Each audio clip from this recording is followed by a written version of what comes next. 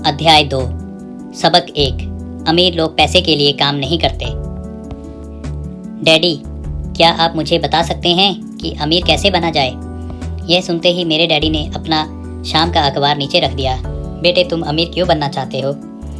क्योंकि आज जिमी की मम्मी अपनी नई कैडलिक कार में आई और वे लोग पिकनिक पर अपने समुद्र तट वाले घर पर जा रहे थे। जिमी अपने साथ अपने 3 दोस्तों को ले गया, परंतु माइक और मुझे नहीं ले गया। उसने हमसे यह कहा कि वह इसलिए नहीं ले जाएगा क्योंकि हम लोग गरीब बच्चे थे। उसने ऐसा कहा? डैडी ने अविश्वास से पूछा। हाँ, बिल्कुल ऐसा, मैंने दर्द भरी आवाज़ में कहा। डैडी ने अपना सिर हिलाया, नाक पर चश्मे को चढ़ाया और फिर अखबार पढ़ने लगे।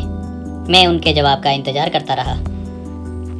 1956 की बात है, तब मैं 9 साल का था। किस्मत की बात थी कि मैं उसी पब्लिक स्कूल में जाता था जिसमें अमीर लोगों के बच्चे पढ़ते थे। हम शुगर प्लांटेशन के कस्बे में रहते थे। प्लांटेशन के मैनेजर और कस्बे के बाकी अमीर लोग जैसे डॉक्टर, बिजनेसमैन और बैंकर अपने बच्चों को पहली क्लास से 6ठी क्लास तक इसी स्कूल में भेजते थे। 6ठी क्लास के बाद बच्चों को प्राइवेट स्कूलों में भेजा जाता था। अगर मेरा परिवार सड़क के दूसरे छोर पर रह रहा होता तो मुझे अलग तरह के स्कूल में भेजा जाता, जहां मेरे जैसे परिवारों के बच्चे पढ़ते थे। 6ठी क्लास के बाद इन बच्चों की तरह मैंने भी पब्लिक, इंटरमीडिएट और हाई स्कूल किया होता, क्योंकि उनकी ही तरह मेरे लिए भी प्राइवेट स्कूल में जाना संभव नहीं था। मेरे डैडी ने आखिर अखबार को रख दिया। मुझे पता था कि वे क्या सोच रहे थे। उन्होंने धीमे से शुरुआत की। अगर तुम अमीर बनना चाहते हो तो तुम्हें पैसे बनाना सीखना चाहिए। मैंने पूछा, मैं पैसे बनाना किस तरह सीख सकता हूँ? अपने दिमाग के इस्तेमाल से, उन्होंने मुस्कुराते हुए कहा, जिसका असली मतलब यह था, बस मैं तुम्हें इतना ही बता सकता हूँ, या मैं इसका जवाब नहीं जानता, इसलिए मुझे तंग मत करो। एक साझेदारी हुई। अगली सुबह मैंने अपने सबसे अच्छे दोस्त माइक को अपने डैडी की बातें बताई। जहाँ तक मुझे याद है, उस स्कूल में मैं और माइक ही 2 गरीब बच्चे थे। माइक भी मेरी ही तरह था, क्योंकि वह भी किस्मत की वजह से ही उस स्कूल में था। ऐसा लगता था जैसे किसी ने कस्बे में स्कूलों की सरहदें तय कर दी थी, और इसी कारण हम लोग अमीर बच्चों के स्कूल में पढ़ रहे थे। सच कहा जाए तो हम लोग गरीब नहीं थे, परंतु हमें ऐसा लगता था क्योंकि बाकी सभी बच्चों के पास नए बेसबॉल ग्लव्स, नई साइकिलें और हर चीज़ नई होती थी। मम्मी और डैडी ने हमें ज़रूरत की सभी चीज़ें दी थी, जैसे खाना, घर, कपड़े, लेकिन इससे ज़्यादा कुछ नहीं। मेरे डैडी कहा करते थे, अगर तुम्हें कोई चीज़ चाहिए तो उसके लिए काम करो। हमें बहुत सी चीज़ें चाहिए थी, लेकिन 9 साल के बच्चों के करने के लिए ज़्यादा काम मौजूद नहीं थे। माइक ने पूछा, तो पैसा कमाने के लिए हमें क्या करना चाहिए? मैं नहीं जानता, मैंने कहा। लेकिन क्या तुम इस काम में मेरे पार्टनर बनना चाहते हो? वह राजी हो गया, और उस शनिवार की सुबह माइक मेरा पहला बिजनेस पार्टनर बन गया। हम दोनों पूरी सुबह यह सोचते रहे कि पैसा किस तरह कमाया जाए। कभी कभार हम उन बेफिक्र बच्चों के बारे में बातें करते रहे जो जिमी के समुद्र तट वाले घर पर मज़े कर रहे होंगे। इससे थोड़ी चोट पहुंचती थी, परंतु यह चोट अच्छी थी, क्योंकि इसने हमें यह सोचने के लिए प्रेरित किया कि पैसा कैसे कमाया जाए। आखिरकार उस दोपहर को हमारे दिमाग में बिजली कौंध गई। यह एक ऐसा विचार था जो माइक ने किसी विज्ञान की किताब में पढ़ा था। रोमांचित होकर हमने अपने हाथ मिलाए, और पार्टनरशिप के पास अब एक बिजनेस था। अगले कुछ हफ्तों तक मैं और माइक आसपास के इलाके में दौड़ भाग करते रहे। हम दरवाज़ों पर दस्तक देते थे और पड़ोसियों से कहते थे कि वे अपने इस्तेमाल किए हुए टूथपेस्ट ट्यूब हमारे लिए रख लें। हैरत से हमें देखते हुए ज़्यादातर लोगों ने मुस्कुराकर हमारी बात मान दी। कुछ ने हमसे पूछा कि हमें टूथपेस्ट ट्यूब क्यों चाहिए। इसके जवाब में हमने कहा, हम आपको यह नहीं बता सकते, यह एक बिजनेस सीक्रेट है। सप्ताह गुजरते गए और मेरी माँ बहुत दुखी हो गई। अपने कच्चे माल को इकट्ठा करने के लिए हमने जो जगह चुनी थी वह उनकी वॉशिंग मशीन के ठीक पास थी, एक भूरे कार्डबोर्ड के डिब्बे में, जिसमें कभी केचप की बोतलें रखी रहती थी। हमारे इस्तेमाल किए हुए टूथपेस्ट के ट्यूब्स की संख्या बढ़ने लगी। आखिर एक दिन माँ का सब्र का बांध टूट गया। पड़ोसियों के मुड़े तुड़े और इस्तेमाल किए हुए टूथपेस्ट ट्यूब्स को देखते देखते हुए उब गई थी। उन्होंने कहा, तुम लोग कर क्या रहे हो? और मैं यह नहीं सुनना चाहती कि यह एक बिजनेस सीक्रेट है। इस कचरे को साफ कर दो या मैं इसे उठाकर बाहर फेंक देती हूँ। माइक और मैंने उनके हाथ पैर जोड़े और उन्हें यह बताया कि जल्दी ही हमारा कच्चा माल पर्याप्त जमा हो जाएगा, फिर हम उत्पादन शुरू करेंगे। हमने उन्हें बताया कि हम कुछ पड़ोसियों का इंतजार कर रहे थे ताकि वे अपने टूथपेस्ट के ट्यूब्स खत्म कर लें। माँ ने हमें 1 हफ्ते की मोहलत और दे दी। उत्पादन शुरू होने की तारीख करीब आ गई थी। दबाव बढ़ चुका था। हमारे वेयरहाउस के मालिक यानी मेरी माँ ने हमारी पहली पार्टनरशिप कंपनी की जगह खाली करने का नोटिस थमा दिया था।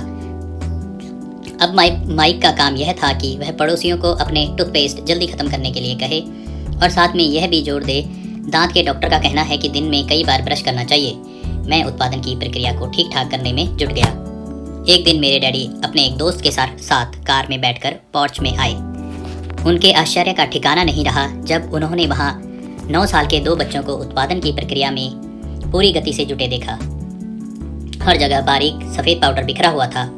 एक लंबी मेज पर स्कूल से लाए गए दूध के छोटे कार्टन थे और हमारे परिवार की हिबाची ग्रिल लाल दहकते कोयले के साथ अधिकतम गर्मी पर जल रही थी।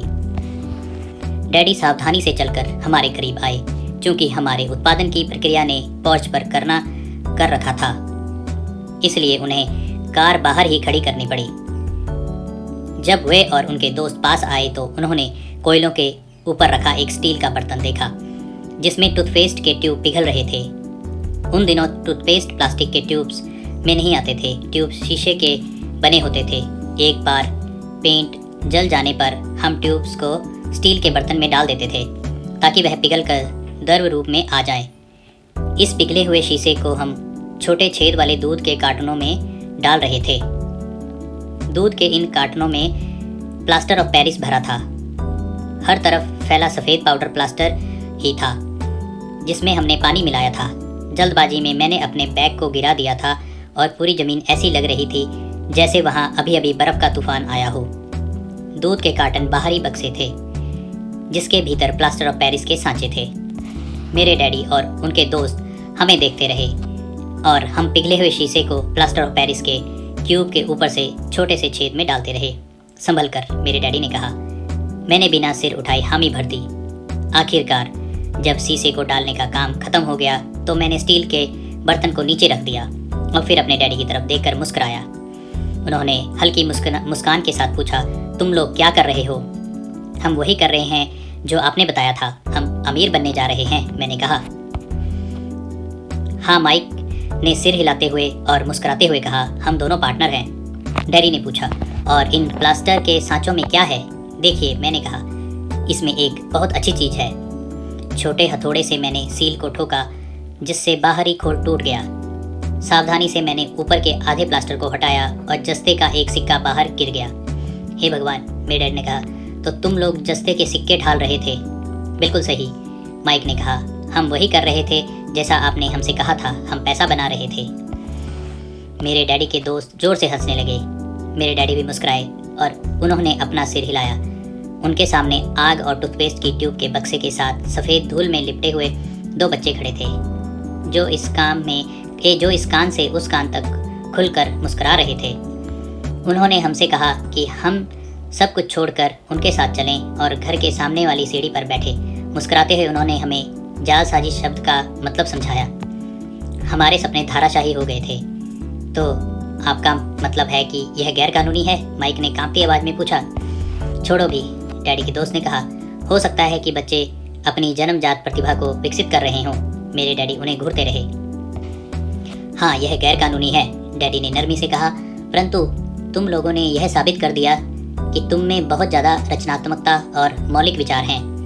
इसी तरह आगे बढ़ते रहो, मुझे तुम पर गर्व है। निराश होकर माइक और मैं तकरीबन 20 मिनट तक चुपचाप अपना सिर पकड़कर बैठे रहे। इसके बाद हमने सारा अटाला साफ करना शुरू किया। पहले ही दिन हमारा बिजनेस चौपट हो गया था। पाउडर साफ करते हुए मैंने माइक की ओर देखा और कहा, मुझे लगता है जिमी और उसके दोस्त ठीक कहते हैं, हम सचमुच गरीब हैं। जब मैंने यह कहा तब डैडी बस जाने ही वाले थे। बच्चों, उन्होंने कहा, तुम गरीब तभी कहलाओगे जब तुम लोग हार मान लोगे। सबसे महत्वपूर्ण चीज़ यह है कि तुमने कुछ किया ज़्यादातर लोग केवल अमीर बनने के बारे में बातें करते रहते हैं और उसके सपने देखते रहते हैं। तुमने कुछ किया है, मुझे तुम दोनों पर गर्व है। मैं एक बार फिर से यही कहूँगा, आगे बढ़े चलो, हार मत मानो। माइक और मैं खामोश खड़े थे। ये शब्द सुनने में अच्छे थे, परंतु हमें यह पता नहीं था कि हमें क्या करना चाहिए। तो ऐसा क्यों है डैडी कि आप अमीर नहीं हैं? मैंने पूछा। क्योंकि मैंने एक स्कूल टीचर बनने का फैसला किया था। स्कूल के टीचर अमीर बनने के बारे में नहीं सोचते, हम सिर्फ पढ़ाना पसंद करते हैं। काश कि मैं तुम लोगों की मदद कर सकता, परंतु हकीकत में मैं यह नहीं जानता कि दौलत कैसे कमाई जाती है। माइक और मैं पलटे और अपनी सफाई अभियान में जुट गए। डैडी ने कहा, अगर तुम लोग यह सीखना ही चाहते हो कि अमीर कैसे बना जाता है तो मुझसे मत पूछो माइक, तुम अपने डैडी से यह सवाल पूछो। मेरे डैडी? माइक ने हैरानी से कहा। हाँ, तुम्हारे डैडी। मेरे डैडी ने मुस्कुरा कर दोहराया। तुम्हारे डैडी और मेरा बैंकर एक ही हैं और वह तुम्हारे डैडी की बहुत तारीफ करता है। उसने मुझे कई बार यह बताया है कि पैसा बनाने में तुम्हारे डैडी का कोई जवाब नहीं है। मेरे डैडी? माइक ने एक बार फिर हैरानी से पूछा।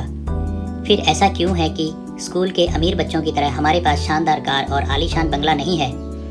शानदार कार और आलीशान बंगले के होने का यह मतलब नहीं होता कि आप निश्चित रूप से अमीर हैं या आप पैसा बनाने की कला जानते हैं, डैडी ने जवाब दिया। जिमी के डैडी शुगर प्लांटेशन में काम करते हैं। उनमें और मुझ में ज़्यादा फर्क नहीं है। वे एक कंपनी के लिए काम करते हैं और मैं सरकार के लिए। कंपनी उन्हें कार खरीद कर दे रही है। इस समय शक्कर की कंपनी आर्थिक संकट में फंसी हुई है और जिमी के डैडी के पास जल्द ही कुछ नहीं बचेगा। तुम्हारे डैडी अलग है माइक, ऐसा लगता है कि वे एक साम्राज्य बनाने जा रहे हैं और मेरा अंदाजा है कि कुछ ही सालों में वे बहुत अमीर बन जाएंगे। यह सुनकर माइक और मैं एक बार फिर रोमांचित हो गए। नए उत्साह से हमने अपने डूबे हुए व्यवसाय के कचरे को साफ करना शुरू कर दिया। जब हम सफाई कर रहे थे तो हमने यह भी योजना बना ली कि कब और कैसे माइक के डैडी से बात की जाए। समस्या यह थी कि माइक के डैडी बहुत ज़्यादा काम करते थे और देर रात तक घर नहीं लौटते थे। माइक के डैडी के पास कई वेयरहाउस, कंस्ट्रक्शन कंपनी, स्टोर्स की श्रृंखला और 3 रेस्तरां थे। रेस्तराओं के कारण उन्हें घर लौटने में देर हो जाती थी। सफाई खत्म करने के बाद माइक बस पकड़कर अपने घर चला गया। वह अपने डैडी से बात करने वाला था, चाहे वे कितनी ही देर से घर लौटें, और उनसे पूछने वाला था कि क्या वे हमें अमीर बनने की तरकीब सिखाने के लिए तैयार हैं। माइक ने मुझसे वादा किया कि जैसे ही वह अपने डैडी से बात कर लेगा तो वह मुझे फ़ोन करेगा, चाहे कितनी ही देर क्यों न हो जाए। फ़ोन रात को 8:30 बजे आया। ओके, अगले शनिवार, मैंने कहा और फ़ोन रख दिया। माइक और मुझसे मिलने के लिए तैयार हो गए थे। शनिवार की सुबह 7:30 बजे मैंने शहर के दूसरे हिस्से में जाने के लिए बस पकड़ी और सबक शुरू हुए। मैं तुमसे 1 घंटे के 10 सेंट दूंगा। 1956 की तनख्वाह के हिसाब से भी 10 सेंट प्रति घंटे का वेतन कम था। माइक और मैं सुबह 8 बजे उसके डैडी से मिले। वे पहले से ही व्यस्त थे और उनके पास 1 घंटे से भी ज़्यादा का काम मौजूद था। जब मैं उनके साधारण, छोटे और साफ घर के सामने पहुंचा तो मैंने देखा कि उनका कंस्ट्रक्शन सुपरवाइज़र अपने पिकअप ट्रक से वहां से जा रहा था। माइक मुझे दरवाजे पर ही मिल गया। डैडी अभी फ़ोन पर हैं और उन्होंने कहा है कि हम लोग पीछे के पोर्च में उनका इंतज़ार करें, माइक ने दरवाज़ा खोलते हुए कहा। जब मैंने उस पुराने घर की दहलीज के अंदर कदम रखा तो लकड़ी के पुराने फर्श की चरमराहट सुनाई दी। दरवाजे के भीतर सस्ती सी चटाई थी। चटाई वहाँ इसलिए रखी थी ताकि फर्श पर पड़े अनगिनत कदमों के निशानों को छुपाया जा सके। हालांकि वह साफ थी, पर यह स्पष्ट दिखता था कि उसे बदल देना चाहिए। जब मैं संकरे लिविंग रूम में घुसा तो मेरा दम घुटने लगा। वहाँ पुराने फर्नीचर की बदबू आ रही थी और निश्चित रूप से उस फर्नीचर को संग्रहालय में होना चाहिए था। सोफे पर 2 महिलाएं बैठी थी जिनकी उम्र मेरी माँ से थोड़ी ज़्यादा होगी। महिलाओं के सामने एक पुरुष मजदूरों के कपड़ों में बैठा हुआ था। उसने खाकी पैंट और खाकी शर्ट पहन रखा था। हालांकि कपड़े साफ और प्रेस किए थे, परंतु उनमें स्टार्च नहीं किया गया था। उस आदमी की उम्र मेरे डैडी से लगभग 10 साल ज़्यादा होगी, शायद 45 साल। जब मैं और माइक उनके पास से गुजरते हुए किचन की तरफ गए, वहाँ से पोर्च का रास्ता था, तो वे मुस्कुराए। मैं भी जवाब में शर्मा कर मुस्कुरा दिया। ये लोग कौन हैं? मैंने पूछा। अरे ये लोग डैडी के लिए काम करते हैं। बूढ़ा व्यक्ति उनके वेयर हाउसों को संभालता है और महिलाएं रेस्तराओं की मैनेजर हैं। और तुमने उस कंस्ट्रक्शन सुपरवाइजर को तो देखा ही होगा जो यहाँ से 50 मील दूर एक सड़क परियोजना पर काम कर रहा है। उनका दूसरा सुपरवाइजर जो बहुत से घर बना रहा है वह तुम्हारे आने से पहले ही जा चुका है। क्या ऐसा हमेशा होता है? मैंने पूछा। हमेशा तो नहीं, पर अक्सर ऐसा ही होता है, माइक ने कहा और मेरे पास अपनी कुर्सी खींचते हुए वह मुस्कुराया। मैंने उनसे पूछा था कि क्या वे हमें पैसा बनाना सिखाएंगे। माइक ने मुझे बताया। अच्छा, और उन्होंने इसका क्या जवाब दिया? मैंने सावधानीपूर्ण उत्सुकता से पूछा। पहले तो उनके चेहरे पर हंसी आई, फिर कुछ सोचकर उन्होंने कहा कि वे हमारे सामने एक ऑफर रखेंगे। अच्छा, मैंने कहा और अपनी कुर्सी पीठ दीवार से टिका ली। मैं वहां कुर्सी के पिछले 2 पैरों के सहारे टिका बैठा रहा। माइक ने भी ऐसा ही किया।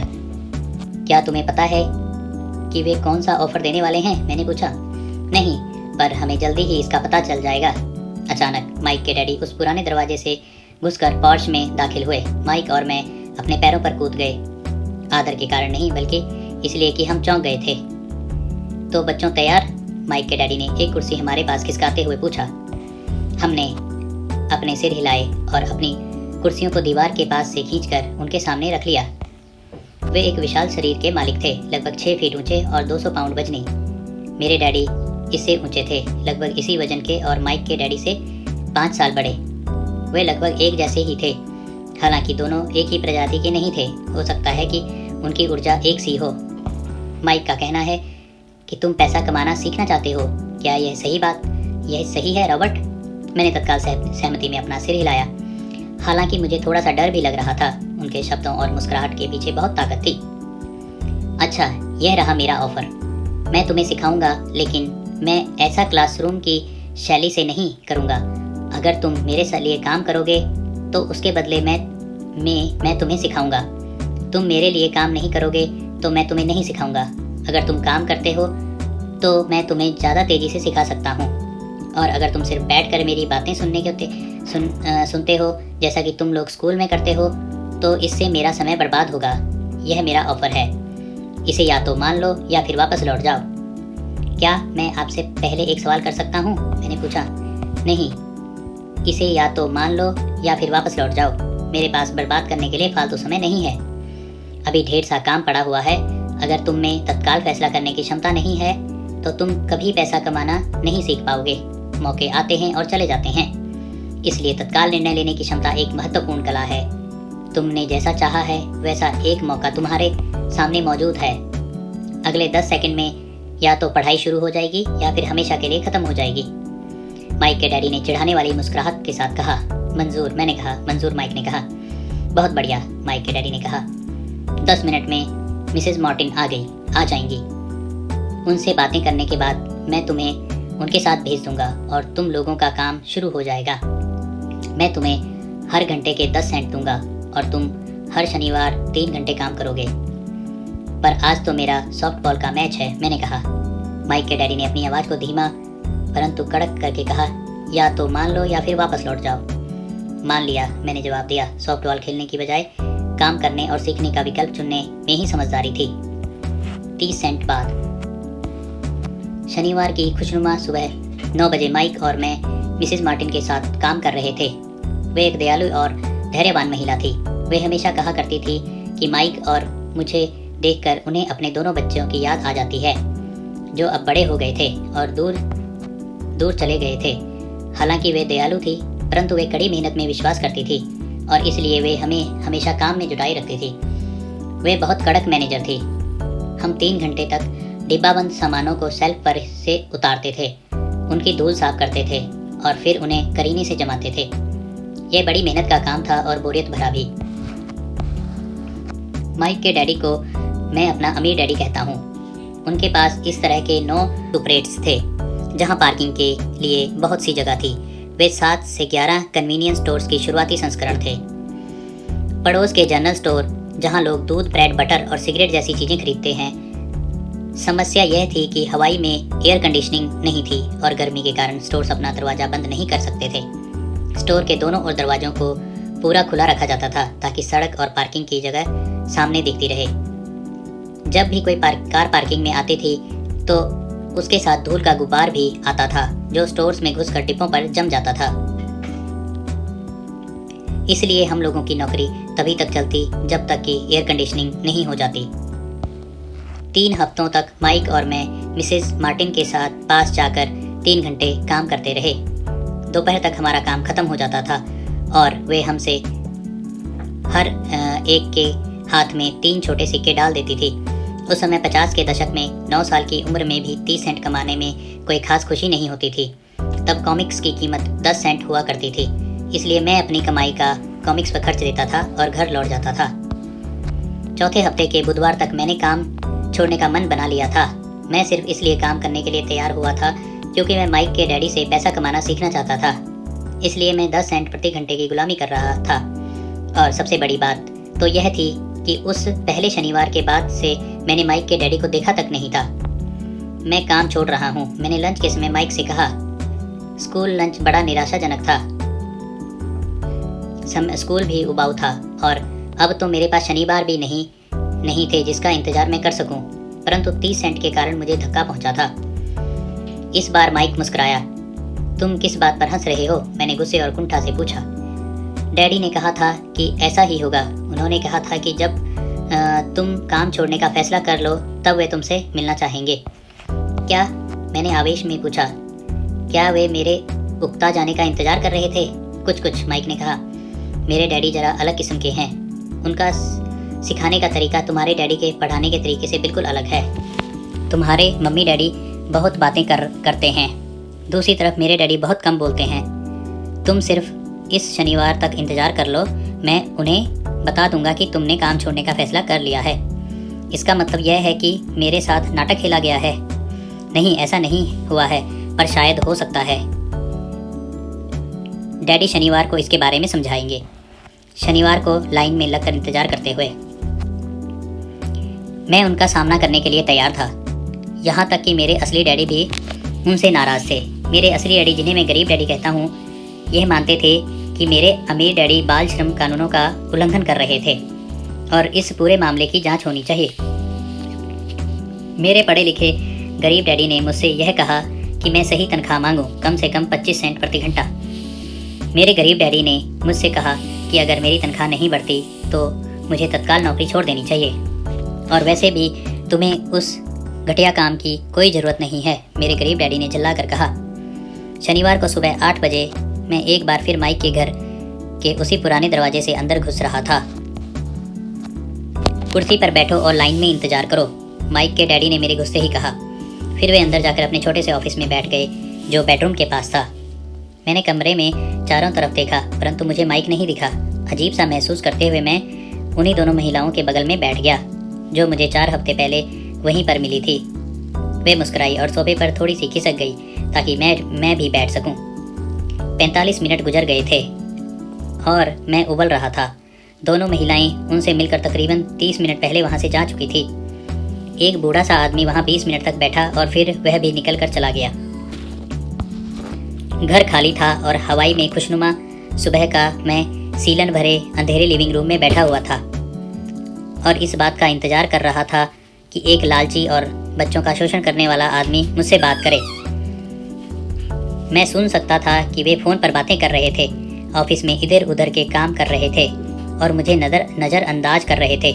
मेरी इच्छा तो हो रही थी कि मैं उस घमंडी आदमी से बिना मिले ही घर लौट जाऊं, पर किसी वजह से मैं रुक गया। आखिर 15 मिनट बाद ठीक 9 बजे अमीर डैडी अपने ऑफिस से बाहर निकले। बिना कुछ कहे उन्होंने हाथ से मुझे इशारा किया कि मैं उनके दड़बेनुमा ऑफिस में आ जाऊं। अमीर डैडी ने अपने ऑफिस कुर्सी पर बैठते हुए कहा, या तो तुम्हारी तनख्वाह बढ़ाई जाए या तुम काम छोड़ रहे हो, है ना? हाँ, समझौते के मुताबिक आप अपनी शर्त पूरी नहीं कर रहे हैं, मैंने लगभग आंसुओं से भीगे स्वर में कहा। 9 साल के बच्चे के लिए एक वयस्क का सामना करना बहुत ज़्यादा डरावना था। आपने कहा था कि अगर मैं आपके लिए काम करूँगा तो आप मुझे पैसा कमाना सिखाएंगे। अपनी तरफ से मैंने आपके लिए काम किया है, मैंने कड़ी मेहनत की है। इस काम के लिए मैंने अपने बेसबॉल गेम की भी कुर्बानी दी है और अब आप अपने वादे से मुकर रहे हैं। आपने मुझे कुछ भी नहीं सिखाया है, आप धोखेबाज हैं। जैसा शहर के सभी लोग कहते हैं, आप लालची हैं। आप केवल पैसा कमाना चाहते हैं और अपने कर्मचारियों का बिल्कुल ध्यान नहीं रखते। आपने मुझे इतनी देर तक बाहर बिठाए रखा और मेरी जरा भी इज्जत नहीं की। मैं एक छोटा सा बच्चा हूँ।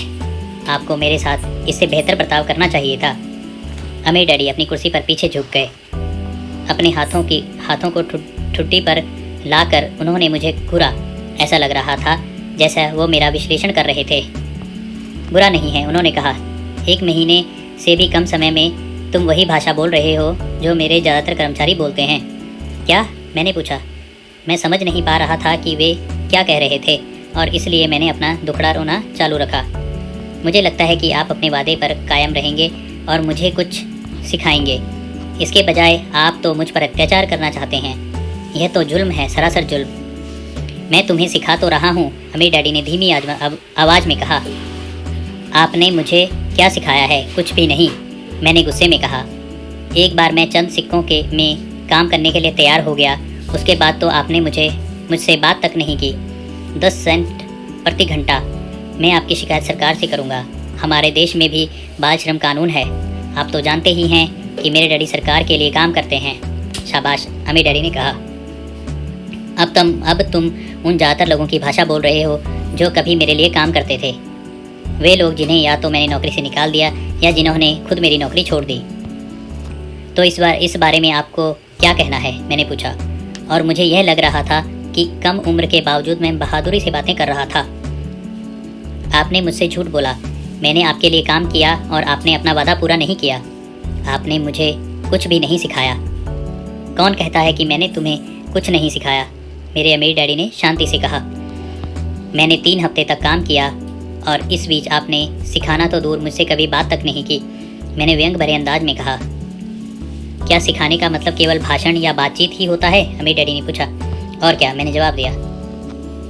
इस तरह से वे तुम्हें स्कूल में सिखाते हैं, उन्होंने मुस्कुरा कर कहा। परंतु ज़िंदगी तुम्हें इस तरह नहीं सिखाती और मेरा यह मानना है कि ज़िंदगी सबसे बढ़िया टीचर होती है। ज़्यादातर वक्त ज़िंदगी आपसे बातें नहीं करती, यह एक तरह से आपको धक्का देती है। हर धक्के के जरिए ज़िंदगी आपसे कहती है, भाग जाओ, मैं तुम्हें कुछ सिखाना चाहती हूँ। यह आदमी कैसी बेसिर पैर की बातें कर रहा है? मैंने अपने आप से पूछा। ज़िंदगी अगर मुझे धक्का देती है तो इसका मतलब यह है कि ज़िंदगी मुझसे बातें करती है। अब मैं जान चुका था कि मुझे यह काम तत्काल छोड़ देना चाहिए। मैं किसी ऐसे आदमी से बातें कर रहा था जो पागल था और जिसे ताले में बंद रखने की ज़रूरत थी। अगर तुम ज़िंदगी के सबक सीखते हो तो इससे तुम्हें बहुत फ़ायदा होगा। अगर तुम ऐसा नहीं करते हो तो ज़िंदगी तुम्हें लगातार धक्के देती रहेगी। लोग 2 चीज़ें करते हैं। कुछ लोग ज़िंदगी के धक्कों को सहन करते चले जाते हैं, बाकी लोग गुस्सा हो जाते हैं और ज़िंदगी को धक्का देने देते हैं। परंतु वे धक्का देते हैं अपने बॉस को, अपने काम को, अपनी पत्नी या पति को। वे यह नहीं जानते कि ज़िंदगी उन्हें धक्का दे रही है। मैं नहीं जानता था कि वे किस बारे में बात कर रहे थे। ज़िंदगी हम सबको धक्का मारती है। कुछ लोग हार मान लेते हैं, बाकी के लोग लड़ते हैं। कुछ लोग सबक सीख लेते हैं और आगे बढ़ जाते हैं। वे ज़िंदगी के धक्कों का स्वागत करते हैं। इन गिने चुने लोगों के लिए इसका यह मतलब होता है कि उन्हें कुछ नया सीखना चाहिए। वे सीखते हैं और आगे बढ़ जाते हैं। ज़्यादातर लोग छोड़ देते हैं और कुछ लोग तुम्हारी तरह लड़ते भी हैं। अमीर डैडी खड़े हो गए और उन्होंने टूटी फूटी खिड़की को बंद कर दिया। अगर तुम यह सबक सीख लेते हो तो तुम एक समझदार, अमीर और सुखी युवक बन सकते हो। अगर तुम यह नहीं सीखते हो तो तुम जिंदगी भर अपनी समस्याओं के लिए अपनी नौकरी, कम तनख्वाह या अपने बॉस को कोसते रहोगे। तुम हमेशा ऐसे बड़े मौके की उम्मीद करते रहोगे जो आए और तुम्हारी आर्थिक समस्याओं को सुलझा दे। अमीर डैडी ने मेरी तरफ देखा कि क्या मैं अब भी उनकी बात सुन रहा हूँ। उनकी आंखें मेरी आंखों से मिली। हम एक दूसरे की तरफ देखते रहे और हमारी आंखों के बीच संप्रेक्षण की धाराएं बहने लगीं। आखिर जब मैं उनके संदेश का मतलब समझ गया तो मैंने अपनी नज़रें झुका ली। मैं जान गया था कि वे सही थे। मैं उन्हें दोषी ठहरा रहा था, जबकि सीखने की जिद मेरी ही थी। मैं फालतू में ही लड़ रहा था। अमीर डैडी ने आगे कहा, अगर आप इस तरह के आदमी हैं जिसमें हिम्मत नहीं है तो आप जिंदगी के हर थपेड़े के सामने हार मान जाते हैं। अगर आप इस किस्म के आदमी हैं तो आप जिंदगी भर सुरक्षित खेलते रहेंगे, सही चीज़ें करते रहेंगे और किसी ऐसे वक्त का इंतज़ार करते रहेंगे जो आने वाला नहीं है, और फिर आप एक बोरिंग बुढ़े की तरह मर जाएंगे। आपके बहुत से दोस्त होंगे जो आपकी सिर्फ इसलिए तारीफ़ करेंगे क्योंकि आप एक मेहनती और भले आदमी थे। आपने अपनी ज़िंदगी सुरक्षित खेल खेलने और सही चीज़ें करने में गुजार दी, परंतु सच बात तो यह है कि आपने ज़िंदगी के थपेड़ों के सामने घुटने टेक दिए। आप खतरा मोल लेने की कल्पना तक से डरते थे। हकीकत में तो आप जीतना चाहते थे, परंतु आपके लिए हारने का डर जीतने के रोमांच से ज़्यादा ताकतवर साबित हुआ। अंदर से आप और केवल आप जान पाएंगे कि आपने कभी जीतने की कोशिश नहीं की। आपने सुरक्षित खेल खेलने का विकल्प चुना। हमारी नज़रें एक बार फिर मिली। 10 सेकंड तक हम एक दूसरे की तरफ देखते रहे और एक बार मैंने तभी नज़रें हटाई जब मैं उनकी बात का मतलब समझ गया। आप मुझे धक्का दे रहे थे? मैंने पूछा। कुछ लोग ऐसा कह सकते हैं, अमीर डैडी मुस्कुराए। मैं तो यही कहूँगा कि मैं तुम्हें ज़िंदगी का स्वाद चखा रहा था। कैसा स्वाद? मैंने पूछा। मैं अब भी गुस्सा था, परंतु अब मेरी जिज्ञासा भी जाग गई थी। अब मैं सीखने के लिए भी तैयार था। तुम दोनों ऐसे पहले लोग हो जिन्होंने मुझसे पैसा बनाने की कला सीखने का आग्रह किया। मेरे पास 150 से भी ज़्यादा कर्मचारी हैं, पर उनमें से एक ने भी मुझसे पैसा कमाने की कला के बारे में कभी नहीं पूछा। वे मुझसे नौकरी मांगते हैं, तनख्वाह मांगते हैं, परंतु पैसा बनाने की कला नहीं सीखना चाहते। तो ज़्यादातर लोग इसी तरह अपनी ज़िंदगी के सबसे बेहतरीन साल पैसे के लिए काम करने में बर्बाद कर देंगे और आखिर यह कभी समझ नहीं पाएंगे कि दरअसल वे किसके लिए काम कर रहे हैं। मैं पूरा ध्यान लगाकर उनकी बात सुनता रहा। तो जब माइक ने मुझसे कहा था कि तुम पैसा कमाने की कला सीखना चाहते हो, तो मैंने एक ऐसा कोर्स तैयार किया जो असली ज़िंदगी के करीब था। मैं बोलते बोलते थक जाता, परंतु तुम कभी भी मेरी बात का मतलब नहीं समझ पाते। इसलिए मैंने यह फैसला किया कि तुम्हें ज़िंदगी के थपेड़ों का स्वाद चखा दिया जाए, ताकि तुम मेरी बात सुन भी सको और समझ भी सको। इसी कारण मैंने तुम्हें 1 घंटे के 10 सेंट दिए थे। तो 10 सेंट प्रति घंटा काम करने के बाद मैंने क्या सबक सीखा? मैंने पूछा। यही कि आप घटिया हैं और अपने कर्मचारियों का शोषण करते हैं। अमीर डैडी अपनी कुर्सी पर पीछे की तरफ झुकते हुए और जोर से हंसने लगे। जब उनकी हंसी बंद हुई तो उन्होंने कहा, अच्छा होगा अगर तुम अपना सोचने का नज़रिया बदल लो। मुझे समस्या मत मानो, मुझे दोष देना छोड़ दो। अगर तुम सोचते हो कि तुम्हारी समस्या मैं हूँ तो तुम्हें मुझे बदलना होगा। इसके बजाय अगर तुम्हें यह पता लगता है कि तुम्हारी समस्या तुम खुद हो तो तुम खुद को बदल सकते हो, सीख सकते हो और ज़्यादा समझदार बन सकते हो। ज़्यादातर लोग चाहते हैं कि दुनिया का हर आदमी बदल जाए, बस हम खुद ही ना बदलें। मैं तुम्हें यह बता दूं कि किसी दूसरे को बदलने से ज़्यादा आसान है कि हम खुद को बदल लें।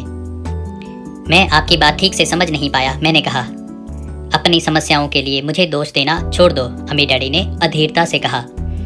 पर आपने मुझे सिर्फ 10 सेंट का ही वेतन दिया, तो तुमने क्या सीखा? अमीर डैडी मुस्कुराए। यही कि आप घटिया हैं, मैंने शरारत भरी मुस्कान के साथ कहा। अच्छा, तो तुम यह सोचते हो कि मैं समस्या हूँ? अमीर डैडी ने कहा। वो तो आप हैं ही। खैर, इसी तरीके से सोचते रहो और तुम जिंदगी भर कुछ भी नहीं सीख पाओगे। अगर तुम्हारा नज़रिया यही है कि समस्या मैं हूँ, तो तुम्हारे पास क्या विकल्प रह जाते हैं? अगर आप मेरी तनख्वाह नहीं बढ़ाते, तो मुझे ज़्यादा इज्जत नहीं देते हैं, तो मैं काम छोड़कर चला जाऊँगा। ठीक है, अमीर डैडी ने कहा, और ज़्यादातर लोग यही करते हैं। वे काम छोड़कर चले जाते हैं और दूसरी नौकरी की तलाश करते हैं, जहां उन्हें बेहतर मौके और ज़्यादा अच्छी तनख्वाह मिले। उन्हें यह गलतफहमी होती है कि नई नौकरी या ज़्यादा तनख्वाह से उनकी समस्या सुलझ सकती है। ज़्यादातर मामलों में ऐसा नहीं होता। तो समस्या किस तरह सुलझ सकती है? मैंने पूछा, 10 सेंट प्रति घंटे के हिसाब से तनख्वाह लेकर मुस्कुराते हुए। अमीर डैडी मुस्कुराए। यही बाकी के लोग करते हैं। वे यह जानते हुए भी कम तनख्वाह में काम करते हैं, क्योंकि नौकरी छूट जाने पर उनका और उनके परिवार का पेट कैसे भरेगा। इसीलिए मन महसूस कर वे नौकरी करते हैं और यह सोचकर तनख्वाह बढ़ने का इंतजार करते हैं कि ज़्यादा पैसे आने से समस्या सुलझ जाएगी। ज़्यादातर लोग ऐसा ही सोचते हैं और कड़ी मेहनत करते हुए दूसरी नौकरी भी कर लेते हैं, परंतु उसमें भी उन्हें तनख्वाह कम ही मिलती है। मैं फर्श को घूरता रहा। जब मैं अमीर डैडी के सबक को समझने लगा था, मुझे यह एहसास हो गया था कि यह ज़िंदगी का स्वाद है। आखिरकार मैंने ऊपर की ओर देखा और अपना सवाल दोहराया, तो फिर यह समस्या किस तरह सुलझेगी? इस सवाल के जवाब में अमीर डैडी ने मुझे वह बेशकीमती नज़रिया दिया जो उन्हें अपने कर्मचारियों और मेरे गरीब डैडी से अलग करता था और जिसकी बदौलत वे हवाई के सबसे अमीर आदमी बनने वाले थे, जबकि मेरे पढ़े लिखे गरीब डैडी जिंदगी भर पैसे की तंगी से जूझने वाले थे। यह एक अद्भुत नज़रिया था जिसने मेरी ज़िंदगी का नक्शा ही बदल दिया। अमीर डैडी ने बार बार मुझे यह नज़रिया याद दिलाया जिसे मैं पहला सबक कहूँगा। गरीब और मध्यवर्गीय लोग पैसे के लिए काम करते हैं, अमीरों के लिए पैसा काम करता है। मेरे गरीब डैडी ने जो शिक्षा मुझे दी थी, शनिवार की उस खुशनुमा सुबह मैं उससे बिल्कुल अलग नज़रिया सीख रहा था। 9 साल की उम्र में मैं यह समझ गया था कि दोनों ही डैडी चाहते थे कि मैं सीखूं। दोनों ही डैडी मुझे पढ़ने के लिए प्रेरित करते थे। फ़र्क सिर्फ इतना था कि दोनों के सुझाए विषय अलग अलग थे। मेरे पढ़े लिखे डैडी चाहते थे कि मैं वही करूं जो उन्होंने किया था। बेटे, मैं चाहता हूं कि तुम मेहनत से पढ़ो, अच्छे नंबर लाओ ताकि तुम्हें किसी बड़ी कंपनी में सुरक्षित नौकरी मिल सके। और यह अच्छी तरह देख लो कि इसमें बहुत से दूसरे लाभ हों। मेरे अमीर डैडी चाहते थे कि मैं यह सीखूं कि पैसा कैसे काम करता है ताकि मैं इससे अपने लिए काम करवा सकूं। यह सबक मुझे जीवन भर उनके मार्गदर्शन में सीखना था, न कि किसी क्लासरूम में। मेरे अमीर डैडी ने मेरा सबक जारी रखा। मैं खुश हूँ कि तुम 10 सेंट प्रति घंटे के हिसाब से काम करने पर गुस्सा हो गए। अगर तुम गुस्सा नहीं हुए होते तो तुम ऐसा खुशी खुशी करते रहते तो मैं तुमसे साफ कह देता कि मैं तुम्हें नहीं सिखा सकता। यह जान लो कि सच्ची शिक्षा में ऊर्जा, प्रबल भावना और ज़बरदस्त इच्छा की ज़रूरत होती है। गुस्से उस फार्मूले का एक बहुत बड़ा हिस्सा है, क्योंकि प्रबल भावना में गुस्से और प्रेम का समन्वय होता है। जब पैसे की बात आती है तो ज़्यादातर लोग सुरक्षित रास्ता खोजते हैं, इसलिए प्रबल भावना उन्हें राह नहीं दिखा पाती। उन्हें राह दिखाता है उनका डर। तो क्या इसलिए वे कम तनख्वाह पर काम करने के लिए राजी हो जाते हैं? मैंने पूछा। हाँ, अमीर डैडी ने कहा। कुछ लोग कहते हैं कि मैं लोगों का शोषण करता हूँ क्योंकि मैं उनकी तनख्वाह नहीं देता जितनी उन्हें अगर प्लांटेशन या सरकार की तरफ से मिलती है। मैं यही कहना चाहता हूँ कि लोग खुद अपना शोषण करते हैं, डरते हुए हैं, मैं नहीं। पर क्या आपको नहीं लगता कि आपको उन्हें ज़्यादा तनख्वाह देनी चाहिए? मैंने पूछा। मुझे ज़्यादा देने की ज़रूरत ही नहीं है, और इसके अलावा ज़्यादा पैसे मिलने से उनकी समस्या नहीं सुलझेगी। अपने डैडी को ही देख लो, वे बहुत सा पैसा कमाते हैं, फिर भी वे अपने बिलों का भुगतान नहीं कर पाते। दुनिया में ऐसे बहुत से लोग हैं जिन्हें अगर ज़्यादा पैसा मिल जाए तो वे ज़्यादा कर्ज में डूब जाएंगे। तो इसी कारण आपने मुझे 10 सेंट प्रति घंटे की तनख्वाह दी। मैंने मुस्कुराते हुए कहा। यह सबक का हिस्सा था। बिल्कुल सही। अमीर डैडी ने मुस्कुरा कर कहा, देखो, तुम्हारे डैडी स्कूल गए और उन्होंने बहुत बढ़िया शिक्षा इसलिए हासिल की ताकि उन्हें अच्छी तनख्वाह वाली नौकरी मिल सके, जो उन्हें मिल गई। परंतु उनके पास आज भी पैसे की तंगी है। ऐसा इसलिए है क्योंकि उन्होंने स्कूल में पैसे के बारे में कुछ भी नहीं सीखा। और सबसे बड़ी बात यह है कि वे पैसे के लिए काम करने में भरोसा करते हैं। और आप नहीं करते? मैंने पूछा। नहीं, सच पूछा जाए तो नहीं, अमीर डैडी ने कहा। अगर तुम पैसे के लिए काम करना सीखना चाहते हो तो स्कूल में ही रहो। यह सीखने के लिए सबसे बढ़िया जगह कोई नहीं है। परंतु अगर तुम यह सीखना चाहते हो कि पैसा तुम्हारे लिए किस तरह काम करे तो यह मैं तुम्हें सिखा सकता हूँ, परंतु तभी जब तुम यह सीखना चाहो। क्या हर कोई यह नहीं सीखना चाहता? मैंने पूछा। नहीं, अमीर डैडी ने कहा। सिर्फ इसलिए क्योंकि पैसे के लिए काम करना ज़्यादा आसान है, खासकर जब पैसे के बारे में आपकी मूल भावना डर हो। मैं समझ नहीं पाया। मैंने त्योरियां चढ़ाकर कहा, उसकी चिंता फिलहाल मत करो। अभी इतना ही समझ लो कि डर के कारण ही ज़्यादातर लोग अपनी नौकरी कर रहे हैं। अपने बिलों का भुगतान न कर पाने का डर, नौकरी से निकाल दिया जाएगा इस बात का डर, पर्याप्त पैसा न होने का डर, एक बार फिर से शुरू करने का डर। यह किसी व्यवसाय को सीखने और पैसे के लिए काम करने की कीमत है। ज़्यादातर लोग पैसे के गुलाम बन जाते हैं और फिर वे अपने बॉस पर अपनी भड़ास निकालते हैं। तो आपकी नज़र में पैसे से अपने लिए काम करवाना एक बिल्कुल अलग विषय है? मैंने पूछा। बिल्कुल, अमीर डैडी ने जवाब दिया, बिल्कुल। शनिवार की उस खुशनुमा सुबह हवाई में हम लोग चुपचाप बैठे रहे। मेरे दोस्त उस समय लिटिल लीग बेसबॉल गेम शुरू कर ही रहे होंगे, पर किसी वजह से मैं खुश था कि मैंने 10 सेंट प्रति घंटे के हिसाब से काम करने का फैसला किया था। मुझे लगा कि मैं कुछ ऐसा सीखने जा रहा था जो मेरे दोस्त स्कूल में कभी नहीं सीख पाएंगे। सीखने के लिए तैयार? अमीर डैडी ने पूछा। बिल्कुल, मैंने दांत निकाल कर कहा। मैंने अपना वादा निभाया है। मैंने तुम्हें दूर बैठे बैठे भी सिखाया है, अमीर डैडी ने कहा। 9 साल की उम्र में तुम्हें इस बात का पता चल चुका है कि तुम पैसे के लिए काम करना कैसा होता है। अपने पिछले महीने को 50 सालों से गुणा कर लो और तुम्हें इस बात का अंदाज़ा हो जाएगा कि ज़्यादातर लोगों की ज़िंदगी किस तरह गुजरती है। मैं समझ नहीं पाया। मैंने कहा, जब तुम मुझसे मिलने के लिए लाइन में इंतज़ार कर रहे थे तो तुम्हें कैसा लग रहा था? एक बार नौकरी के लिए, दूसरी बार तनख्वाह बढ़ाने के लिए। भयानक, मैंने कहा। अगर तुम पैसे के लिए काम करने का विकल्प चुनते हो तो ज़्यादातर लोगों के लिए जिंदगी का मतलब यही होता है, अमीर डैडी ने कहा। और तुम्हें तब कैसा लग रहा था जब मिसेस मार्टिन ने तुम्हारे हाथ में 3 घंटे के काम के लिए 3 सिक्के थमाए थे? मुझे लगा था कि यह काफ़ी नहीं है। मुझे लग रहा था कि यह कुछ भी नहीं है। मैं निराश हुआ, मैंने कहा। और यही ज़्यादातर कर्मचारियों को लगता है जब वे अपनी तनख्वाह के चेक को देखते हैं, खासकर तब जब उससे टैक्स और बाकी कटौतियाँ कर ली जाती हैं। कम से कम तुम्हें तो पूरी तनख्वाह मिलती थी, उन्हें तो पूरी तनख्वाह भी नहीं मिलती। आपका मतलब है कि ज़्यादातर कर्मचारियों को पूरी तनख्वाह नहीं मिलती? मैं हैरान था। नहीं, अमीर डैडी ने कहा, सरकार हमेशा अपना हिस्सा पहले ही ले लेती है। सरकार ऐसा करती है? मैंने पूछा।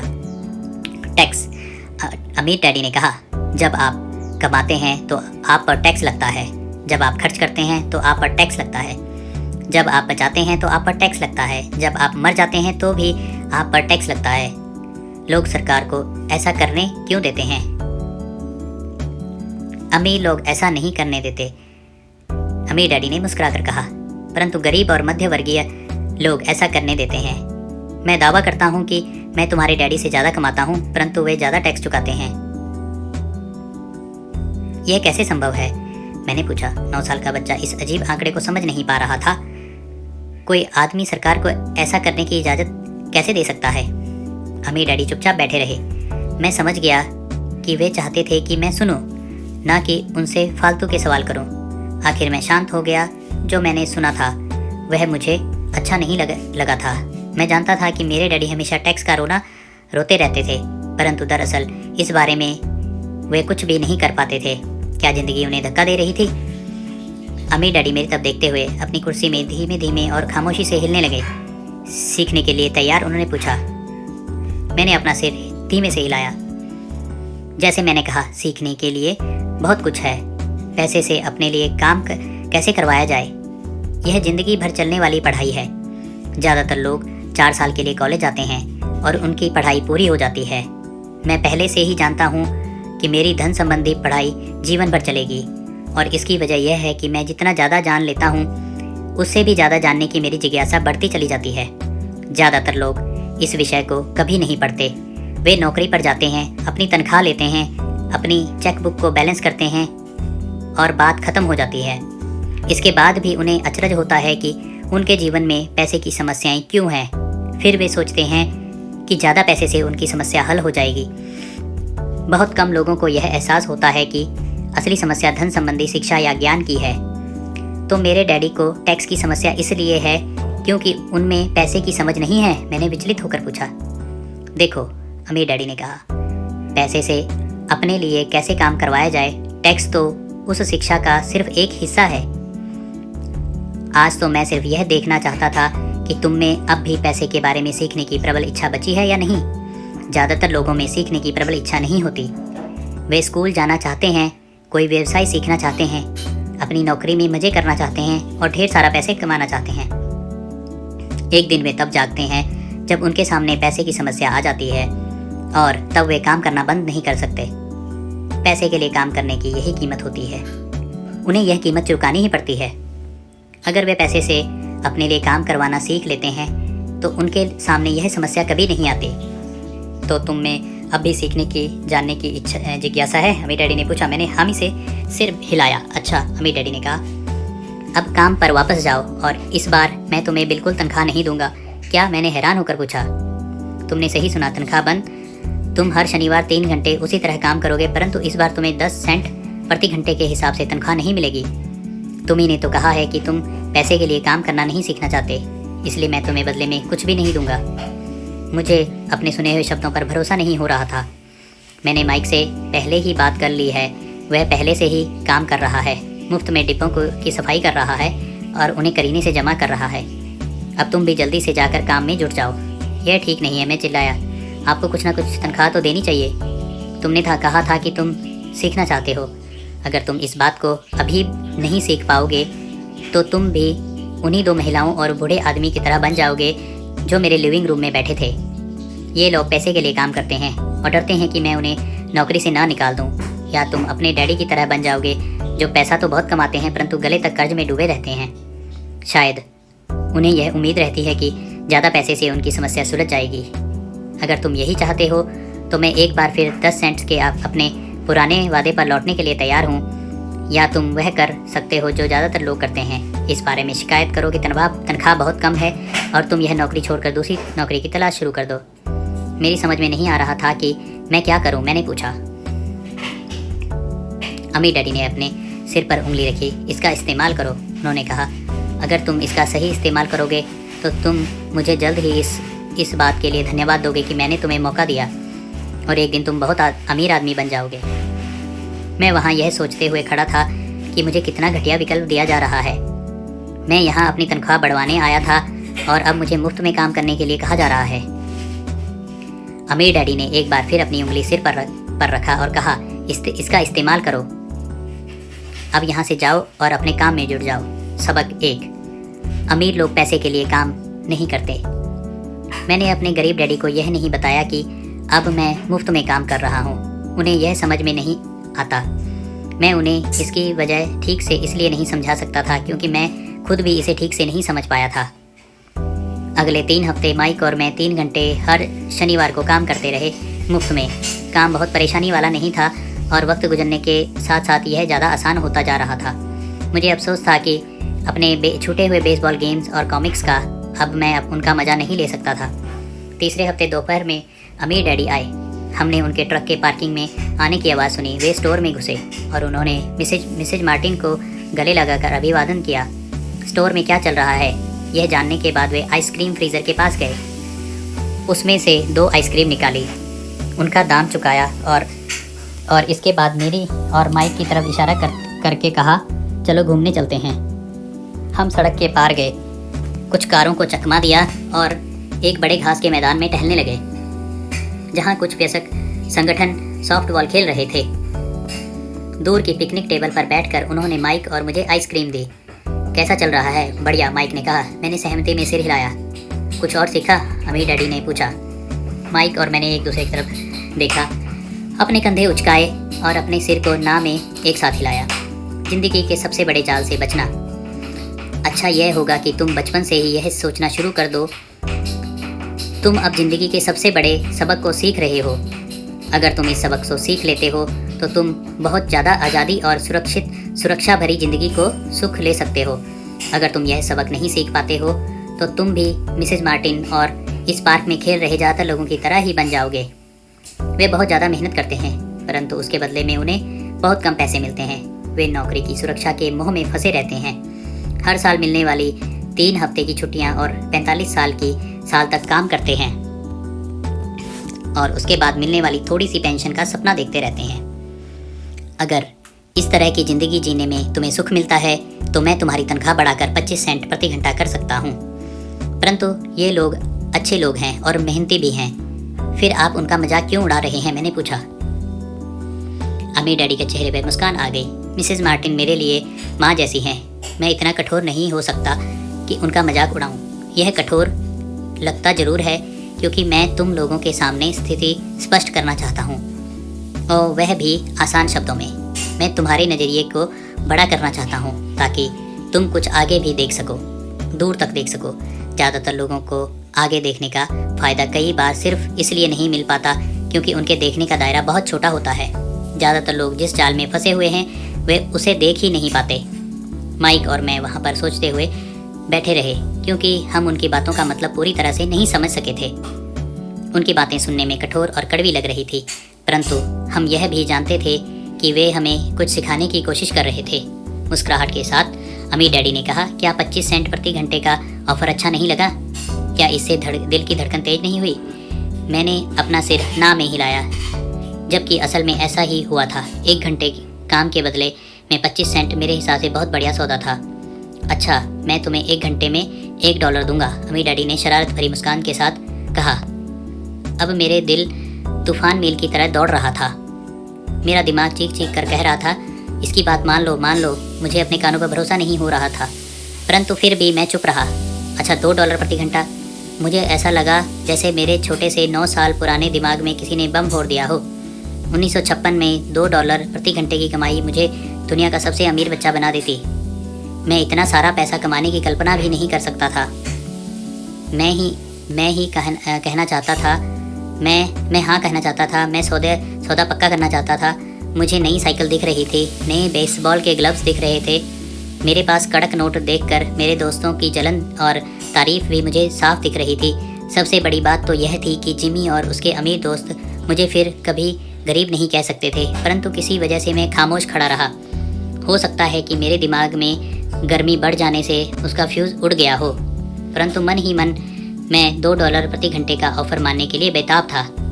आइसक्रीम पिघल चुकी थी और मेरे हाथ पर बह रही थी।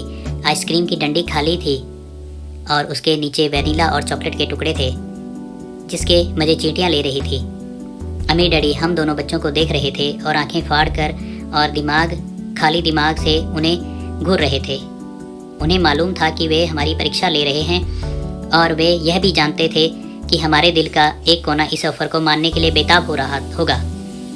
वह जानते थे कि हर व्यक्ति की आत्मा का एक हिस्सा कमज़ोर और ज़रूरतमंद होता है जिसे खरीदा जा सकता है, और वे यह भी जानते थे कि हर व्यक्ति की आत्मा का एक हिस्सा मजबूत और दृढ़ निश्चयी होता है जिसे कभी नहीं खरीदा जा सकता। असली सवाल यह था कि इसमें से कौन सा हिस्सा ज़्यादा ताकतवर है। उन्होंने अपनी ज़िंदगी में हज़ारों लोगों की परीक्षा ली थी। जब वे नौकरी मांगने के लिए आए लोगों का इंटरव्यू लेते थे तो वे हर बार आत्माओं की परीक्षा लेते थे। अच्छा, $5 प्रति घंटा। अचानक मेरे अंदर शांति छा गई। कुछ था जो बदल गया था। ऑफ़र बहुत ही बड़ा था और मूर्खतापूर्ण लग रहा था। 1956 में गिने चुने वयस्कों को $5 प्रति घंटे से ज़्यादा मिलता होगा। लालच खत्म हो गया था और इसकी जगह शांति ने ले ली थी। धीमे से मैं अपनी बाईं तरफ खड़े माइक की तरफ मुड़ा। उसने भी मेरी तरफ देखा। मेरी आत्मा का जो हिस्सा कमज़ोर और ज़रूरतमंद था वह खामोश हो चुका था। मेरा वह हिस्सा जिसे खरीदा नहीं जा सकता था वह आगे आ चुका था। मेरे दिमाग और आत्मा में पैसे को लेकर हुए इस युद्ध में शांति और विश्वास जीत चुके थे। मैं जानता था कि माइक भी उसी बिंदु पर पहुंच चुका होगा। अच्छा, अम्मी डैडी ने धीमे से कहा, ज़्यादातर लोगों की एक कीमत होती है और उनकी कीमत इसलिए होती है क्योंकि हम सभी में 2 भावनाएं होती हैं, डर और लालच। पहले तो पैसे के बिना रहने के डर से हमें कड़ी मेहनत करने की प्रेरणा मिलती है। इसके बाद जब हमें तनख्वाह मिलती है तो इसमें लालच या इच्छा की भावना जाग जाती है। पैसा होने पर हम उन बढ़िया चीज़ों के बारे में सोचने पर मजबूर हो जाते हैं जो उस पैसे से खरीदी जा सकती हैं। इस तरह हमारी ज़िंदगी का एक पैटर्न बन जाता है। किस तरह का पैटर्न, मैंने पूछा। सुबह जागने, काम पर जाने, खर्च करने, सुबह जागने, काम पर जाने, खर्च करने। लोगों की ज़िंदगी हमेशा डर और लालच इन्हीं 2 भावनाओं से चलती है। उन्हें अगर ज़्यादा पैसा दें तो वे इसी पैटर्न पर चलकर अपना खर्च बढ़ा लेंगे। इसी पैटर्न को मैं चूहा दौड़ कहता हूँ। क्या कोई दूसरा रास्ता भी है, माइक ने पूछा। हाँ, अम्मी डैडी ने धीमे से कहा, परंतु इसे बहुत कम लोग खोज पाते हैं। और वह रास्ता क्या है, माइक ने पूछा। उसी रास्ते को तुम लोग काम करते हुए और मेरे साथ सीखते हुए खोज लोगे। मैं यही उम्मीद करता हूँ। इसी कारण मैंने तुम्हें पैसे देना बंद कर दिया है। इस बारे में कोई संकेत तो दीजिए, माइक ने कहा।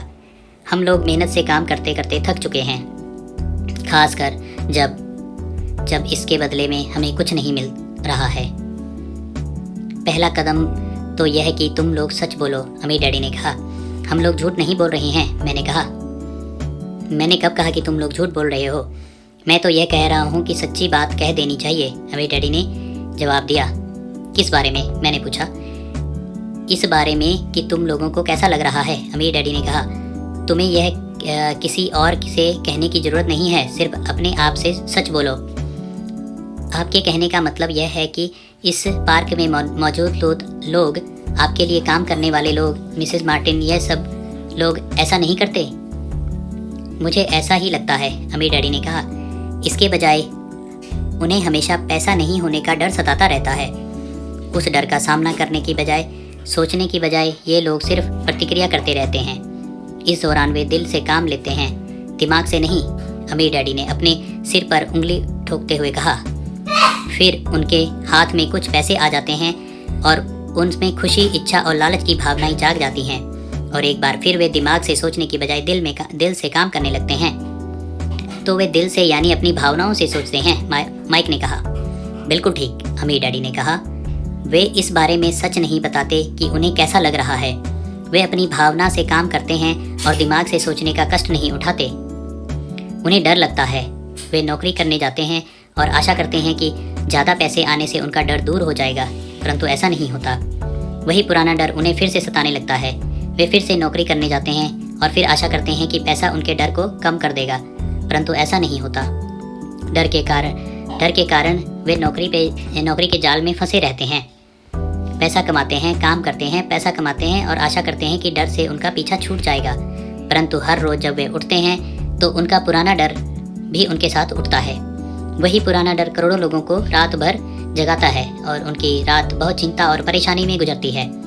इसलिए वे उठते हैं, काम पर जाते हैं और यह आशा करते हैं कि उनकी तनख्वाह के चेक से उनके दिल को कुतरने वाले इस डर को वे मौत के घाट उतार देंगे। सच बात तो यह है कि पैसा उनकी ज़िंदगी को चला रहा है, परंतु वे इस बारे में कभी सच नहीं बोलते। पैसे ने उनकी भावनाओं पर कब्जा कर लिया है और उनकी आत्माओं पर भी। यह कहकर अमीर डैडी खामोश हो गए ताकि उनके शब्दों में छुपा संदेश हमारे अंदर चला जाए।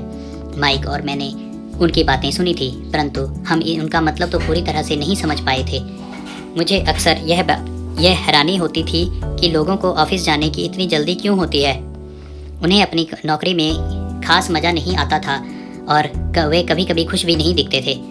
फिर क्या वजह होती है कि उन्हें जल्दी ऑफिस जाने के लिए प्रेरित करती थी। जब अमीर डैडी ने देख लिया कि हम जितना समझ सकते थे उतना समझ लिया है, तो उन्होंने आगे कहा, मैं यह चाहता हूँ कि तुम लोग इस जाल से बचो। दरअसल मैं तुम्हें यही सिखाना चाहता हूँ। मेरा मकसद तुम्हें सिर्फ अमीर बनना सिखाना नहीं है, क्योंकि अमीर बनने से समस्या नहीं सुलझेगी। अमीर बनने से समस्या नहीं सुलझेगी? मैंने आश्चर्य से पूछा। बिल्कुल नहीं, मुझे दूसरी भावना, इच्छा के बारे में अपनी बात पूरी करने दो। कुछ लोग इसे लालच कहते हैं, परंतु मैं इसे इच्छा कहना ज़्यादा पसंद करता हूँ। यह बुरी नहीं है कि हम किसी बेहतर, ज़्यादा सुंदर, ज़्यादा सुखद और रोमांचक चीज़ की इच्छा रखें। लोग इच्छा की वजह से भी पैसे के लिए काम करते हैं। उन्हें सुख के लिए भी पैसे की ज़रूरत होती है, क्योंकि वो मानते हैं कि पैसे से सुख खरीदा जा सकता है, परंतु पैसा जो खुशी देता है वह अक्सर पल भर की होती है। उन्हें ज़्यादा खुशी, ज़्यादा आनंद, ज़्यादा आराम, ज़्यादा सुरक्षा हासिल करने के लिए और ज़्यादा पैसे की ज़रूरत होती है। इसलिए वे काम करते रहते हैं और यह सोचते रहते हैं कि पैसा डर और लालच से परेशान उनकी आत्माओं को शांत कर देगा, परंतु पैसा यह काम नहीं कर सकता। अमीर होने के बाद भी नहीं? माइक ने पूछा। हाँ, अमीर होने के बाद भी नहीं, अमीर डैडी ने कहा।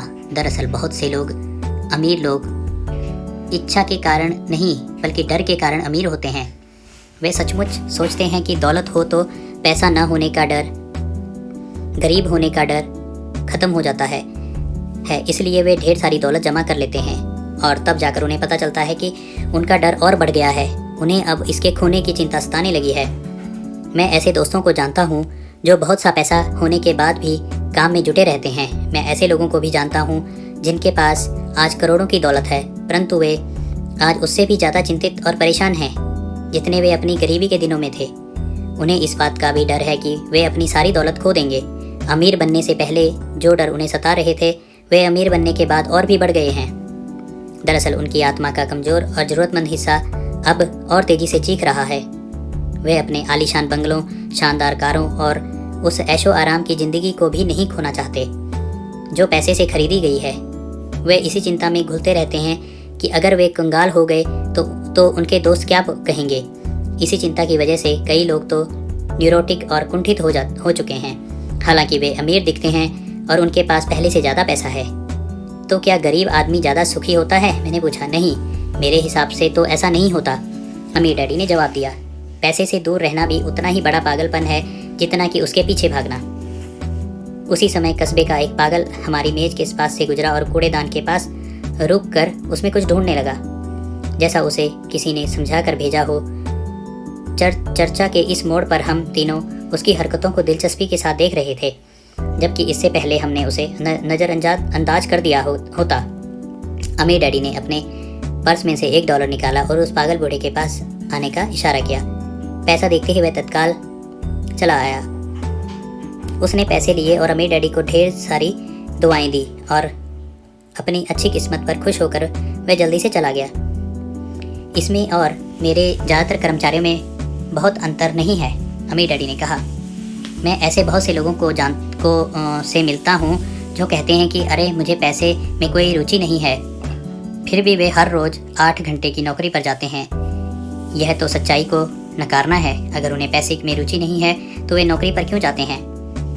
इस तरह का चिंतन पागलपन का चिंतन है, उस कंजूसी भरे चिंतन से भी ज़्यादा पागलपन का, जिसमें कोई आदमी पैसे पर कुंडली मारकर बैठ जाता है।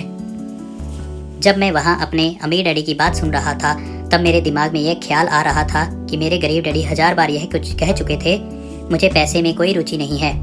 वे ऐसा अक्सर कहा करते थे। वे खुद की असली भावनाओं को छुपाने के लिए हमेशा यह भी कहा करते थे कि मैं इसलिए काम करता हूँ क्योंकि मुझे अपना काम बहुत पसंद है। तो हमें क्या करना चाहिए? मैंने पूछा। यही कि हम पैसे के लिए काम नहीं करें जब तक कि हमारे मन में डर और लालच की भावनाएं पूरी तरह से न निकल जाएं। नहीं, उसमें तो बहुत समय बर्बाद हो जाएगा, अमीर डैडी ने कहा। भावनाओं के कारण तो हम इंसान हैं, इन्हीं के कारण हमारी हस्ती है। भावना शब्द का मतलब है चलायमान ऊर्जा। अपनी भावनाओं के बारे में ईमानदार रहो। अपने दिमाग और भावनाओं का इस्तेमाल अपने समर्थन में करो, ना कि अपने विरोध में। माइक ने कहा। अगर तुम्हें मेरी बात समझ में नहीं आई हो तो इस बारे में चिंता मत करो। आगे आने वाले सालों में तुम्हें इसका मतलब समझ में आएगा। अपनी भावनाओं पर प्रतिक्रिया करने के बजाय उनका विश्लेषण करने की कोशिश करो। ज़्यादातर लोग यह नहीं जानते कि वे अपने दिमाग से सोचने की बजाय अपने दिल की भावनाओं से सोचते हैं। आपकी भावनाएं तो आपकी रहेंगी ही, परंतु आपको अपने दिमाग से सोचना भी आना चाहिए, क्योंकि दिमाग को सोचने के लिए ही बनाया गया है। क्या आप मुझे इसका कोई उदाहरण दे सकते हैं? मैंने पूछा। क्यों नहीं, अमीर डैडी ने जवाब दिया। जब कोई आदमी कहता है मुझे नौकरी खोजने की ज़रूरत है, तो इस बात की बहुत संभावना है कि उसकी भावनाएं फैसला कर रही हैं। इस विचार का असली कारण है पैसा न होने का डर, परंतु अपनी ज़िंदगी चलाने के लिए लोगों को पैसे की ज़रूरत तो पड़ती ही है। मैंने कहा, बिल्कुल पड़ती है। अमीर डैडी मुस्कुराए। मैं सिर्फ यह कह रहा हूँ कि उनके डर के कारण उनके मन में यह विचार आता है। मैं समझ नहीं पाया, माइक ने कहा। अमीर डैडी ने कहा, अगर आपके मन में पैसे की कमी का डर जाग जाए तो तत्काल नौकरी ढूंढने के लिए दौड़ मत लगाइए, ताकि कुछ रुपयों के सहारे उस डर को मार दिया जाए। इसके बजाय आप खुद से यह सवाल पूछिए, क्या लंबे समय में इस डर का सबसे बढ़िया इलाज नौकरी ही है? मेरे ख्याल में इसका जवाब नहीं होता है, खासकर जब आप किसी आदमी की पूरी जिंदगी को देखते हैं। नौकरी दीर्घकालीन समस्या का अल्पकालीन समाधान है। परंतु मेरे डैडी हमेशा कहा करते हैं, स्कूल में पढ़ो, अच्छे नंबर लाओ, ताकि तुम्हें एक सुरक्षित और अच्छी नौकरी मिल सके। मैंने हड़बड़ी में बोल ही दिया। हाँ, मैं समझ सकता हूँ कि वे ऐसा क्यों कहते हैं। अमीर डैडी मुस्कुराए। ज़्यादातर लोग ऐसी ही सलाह देते हैं और ज़्यादातर लोगों के लिए यह एक अच्छा विचार होता है, परंतु लोगों की इस सलाह के पीछे भी डर छुपा होता है। आपका यह मतलब है कि मेरे डैडी ऐसा इसलिए कहते हैं क्योंकि वे डरे हुए हैं? हाँ, अमीर डैडी ने कहा। वे घबराए हुए हैं कि शायद तुम पैसा नहीं कमा पाओगे और समाज में फिट नहीं हो पाओगे। मुझे गलत मत समझना, वे तुम्हें प्यार करते हैं और तुम्हारा भला चाहते हैं, और मैं सोचता हूँ कि उनका डर सही भी है। शिक्षा और नौकरी महत्वपूर्ण है, परंतु इससे डर का इलाज नहीं होता, और वही डर जो उन्हें सुबह उठकर कुछ रुपए कमाने के लिए प्रेरित करता है, उसी डर के कारण वे तुम्हारे स्कूल जाने पर इतना जोर देते हैं। तो आपकी सलाह क्या है? मैंने पूछा। मैं चाहता हूँ कि तुम्हें पैसे की ताकत पर काबू पाना सिखाऊं। पैसे के डर तुम्हारे दिमाग से निकल जाना चाहिए, और यह स्कूल में नहीं सिखाया जाता। अगर तुम इसे नहीं सीखोगे तो तुम पैसे के गुलाम बन जाओगे। अब उनकी बातें मेरी समझ में आ रही थी। वे हमारे विचारों को ज़्यादा व्यापक बनाना चाहते थे। वे चाहते थे कि जो मिसेस मार्टिन नहीं देख सकती थी, उनके कर्मचारी नहीं देख सकते थे, या मेरे डैडी तक नहीं देख सकते थे, वह देखने की योग्यता हम में आ जाए। उन्होंने जो उदाहरण दिए थे वे उस समय कठोर जरूर लग रहे थे, लेकिन मैं उन्हें कभी नहीं भूला। मेरा नज़रिया उस दिन बहुत बड़ा हो गया था। अब मैं उस जाल को देख सकता था जो ज़्यादातर लोगों के सामने बिछा हुआ था। देखो, आखिरकार हम सभी लोग कर्मचारी हैं, हम केवल अलग अलग स्तरों पर काम करते हैं, अमीर डैडी ने कहा। मैं तुम लोगों से बस यही चाहता हूँ कि तुम लोग इस जाल से बचे रहो, डर और लालच, इन दो फंदों में से बनने वाले जाल से। इनका इस्तेमाल अपने समर्थन में करो, अपने विरोध में नहीं। मैं तुम लोगों को यही सिखाना चाहता हूँ। मैं तुम लोगों को यह नहीं सिखाना चाहता कि ढेर सारा पैसा कैसे इकट्ठा कर लिया जाए। उससे डर या लालच को नहीं जीता जा सकता। अगर तुम्हें डर और लालच पर काबू पाना है नहीं आता तो तुम चाहे जितना भी अमीर बन जाओ, असलियत में तुम एक बड़ी तनख्वाह पाने वाले गुलाम ही रहोगे। तो हम किस तरह इस जाल से बच सकते हैं, मैंने पूछा। गरीबी या पैसे की तंगी का खास कारण डर और अज्ञान होता है, न कि अर्थव्यवस्था या सरकार या अमीर लोग। यह खुद को ओढ़ा हुआ डर या अज्ञान होता है जो लोगों को इस जाल में फंसाए रखता है। इसलिए तुम बच्चों को स्कूल जाना चाहिए और अपने कॉलेज की पढ़ाई पूरी करनी चाहिए। मैं तुम लोगों को यह जरूर सिखाऊंगा कि इस जाल से कैसे बचा जा सकता है। पहेली के टुकड़े अब सामने आ चुके थे। मेरे पढ़े लिखे डैडी के पास बड़ी डिग्रियां थी और एक बढ़िया करियर भी था, परंतु स्कूल ने उन्हें यह कभी नहीं सिखाया कि धन या अपने डर को किस तरह से काबू में रखा जाता है। अब मैं समझ चुका था कि मैं अपने दोनों डैडियों से अलग अलग परंतु महत्वपूर्ण बातें सीखता हूँ। तो आप पैसे ना होने के डर के बारे में बात कर रहे थे। पैसे की इच्छा किस तरह हमारी सोच पर असर डालती है, माइक ने पूछा। तुम्हें यह कैसे महसूस हुआ था जब मैंने तुम्हारी तनख्वाह बढ़ाने का लालच दिया था? क्या तुमने यह सोचा था कि तुम्हारी इच्छाएं किस तरह बढ़ रही थी? हमने अपना सिर हिलाकर हामी भरी, पर तुमने अपनी भावनाओं के सामने हार नहीं मानी और इस कारण तुम लोगों ने जल्दबाजी में काम नहीं किया। इससे तुम्हें सोचने का वक्त मिल गया और यह सबसे महत्वपूर्ण है। हमें हमेशा डर और लालच की भावनाएं रहेंगी। इसी क्षण से तुम लोगों के लिए यह सबसे महत्वपूर्ण है कि तुम इन भावनाओं का इस्तेमाल अपने समर्थन में करो और लंबे समय तक ऐसा करो। अपनी भावनाओं को अपने दिमाग पर हावी मत होने दो और इस तरह अपने विचारों को दूषित मत होने दो। ज़्यादातर लोग डर और लालच का इस्तेमाल खुद के विरोध में करते हैं। यह अज्ञान की शुरुआत होती है। डर और इच्छा की भावनाओं के कारण ही ज़्यादातर लोग तनख्वाह में बढ़ोतरी और नौकरी की सुरक्षा के पीछे भागते भागते अपनी पूरी ज़िंदगी निकाल देते हैं। असल में वे यह सोचते ही नहीं हैं कि भावनाओं के आधार पर बने हुए ये विचार उन्हें किस तरफ लेके जा रहे हैं। यह तो वही बात हो गई जिसमें गाड़ी खींचने वाले गधे के सामने उसका मालिक गाजर लटकाए रखता है जो उसकी नाक के ठीक सामने होती है। गधे का मालिक जहाँ जाना चाहता है वहाँ जाता है, परंतु गधा तो लालच के कारण भाग रहा है। कल गधे के लिए दूसरी गाजर आ जाएगी, गधा उसका पीछा करने लगेगा। आपके कहने का मतलब है कि जिस समय मैंने नए बेसबॉल ग्लव्स, कैंडी और खिलौने के सपने देखना शुरू किया, उस समय मेरी हालत उस गधे की तरह हो गई थी जो गाजर के पीछे भागता है, माइक ने पूछा। हाँ, और उम्र के साथ साथ तुम्हारे खिलौने भी ज़्यादा महंगे होते जाएंगे। अपने दोस्तों पर रौब झाड़ने के लिए एक नई कार, एक नाव, एक आलीशान घर, अमीर डैडी ने मुस्कुरा कर कहा। डर आपको दरवाजे से बाहर धक्का देता है और इच्छा आपको अंदर बुलाती है, आपको चट्टानों की तरफ ललचाती है। यही जाल है। तो इसकी काट क्या है, माइक ने पूछा। डर और इच्छा अज्ञान की वजह से बढ़ते हैं। इसलिए अमीर लोगों के पास जितना ज़्यादा पैसा होता है उनका डर भी उतना ही ज़्यादा बड़ा होता है। धन ही गाजर है, भ्रम है। अगर गधा पूरी तस्वीर देख सकता तो शायद वह गाजर का पीछा करने के अपने फैसले को दोबारा सोचता। अमीर डैडी ने आगे यह समझाया कि आदमी की ज़िंदगी अज्ञान और ज्ञान के बीच होने वाला संघर्ष है। उन्होंने बताया कि एक बार आदमी खुद के बारे में ज्ञान की खोज करना बंद कर देता है तो उसकी ज़िंदगी में अज्ञान घुस जाता है। यह संघर्ष हर पल होता है। इसलिए हमें यह फैसला करना है, यह सीखना है कि अपने दिमाग को खुला रखा जाए या इसे बंद कर दिया जाए। देखो, स्कूल बहुत ज़्यादा महत्वपूर्ण है।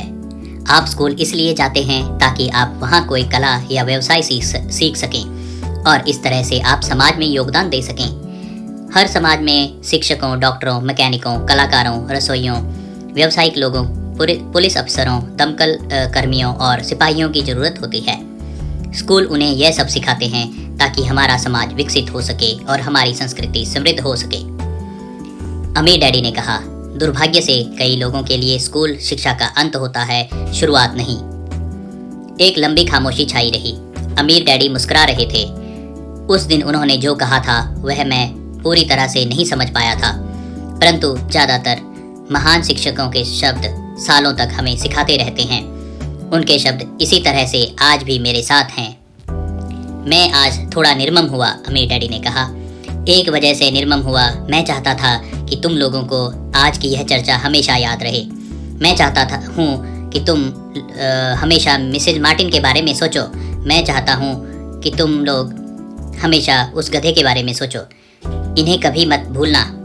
अगर तुमने अपनी समझदारी से उन्हें काबू में नहीं किया तो डर और लालच की तुम्हारी दोनों भावनाएं तुम्हें जिंदगी के सबसे बड़े जाल में फंसा सकती हैं।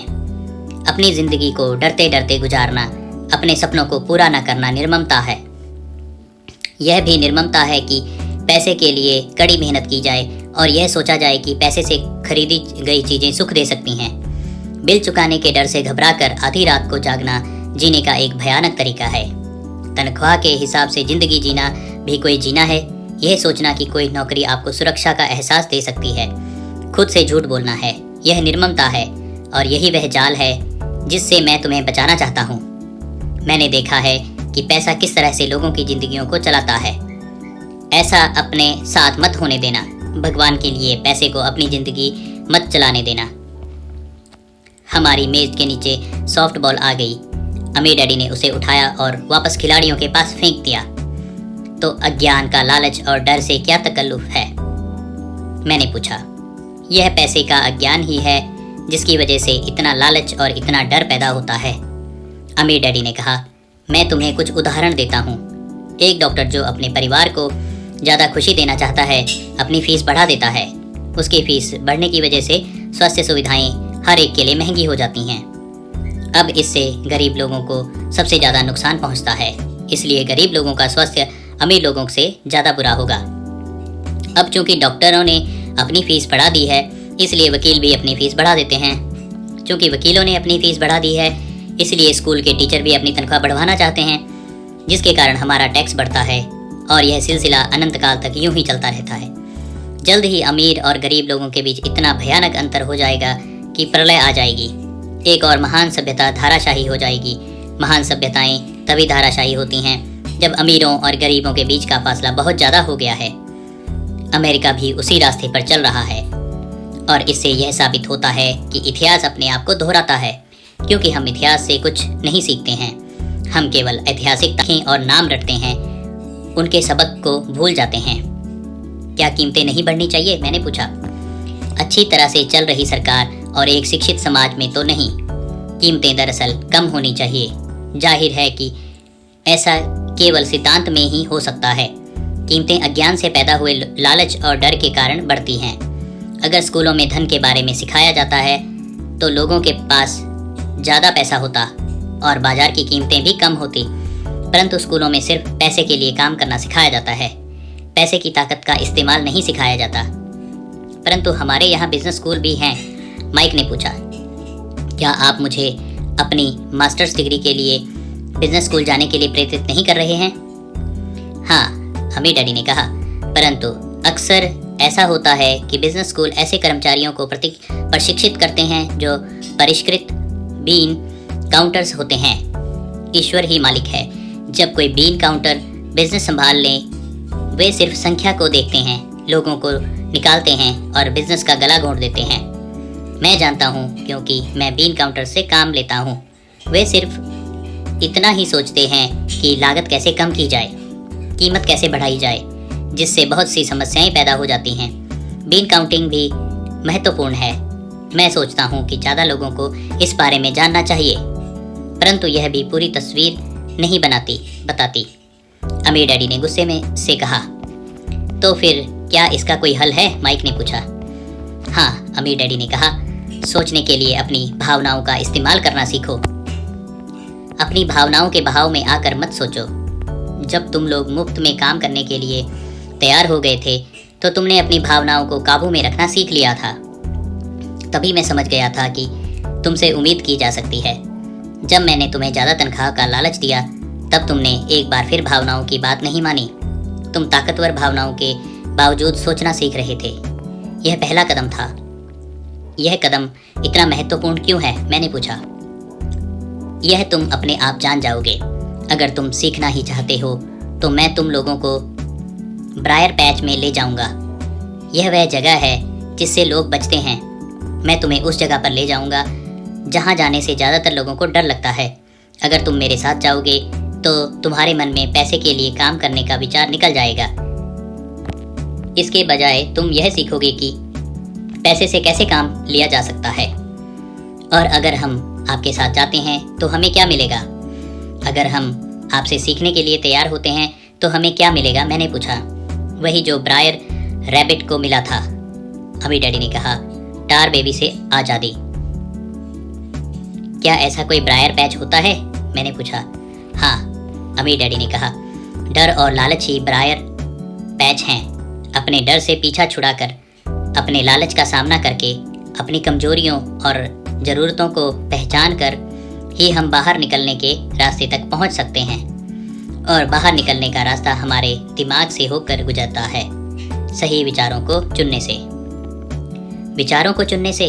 माइक ने आश्चर्यचकित होकर पूछा।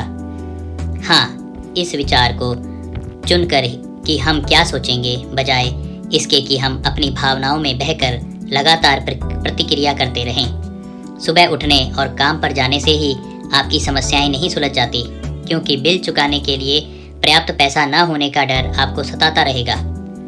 सोचने से आपको खुद से एक सवाल पूछने का समय मिलता है। इस तरह का सवाल, क्या इस समस्या का सबसे बढ़िया समाधान इस पर और ज़्यादा मेहनत करना है? ज़्यादातर लोग इतनी बुरी तरह घबराए होते हैं कि वे खुद अपने आप को असली बात नहीं बताते कि डर हावी हो रहा है, और नतीजा यह निकलता है कि वे सोच ही नहीं पाते और इसके बजाय दरवाजे से बाहर दौड़ लगा देते हैं। टार बेबी हावी हो जाती है।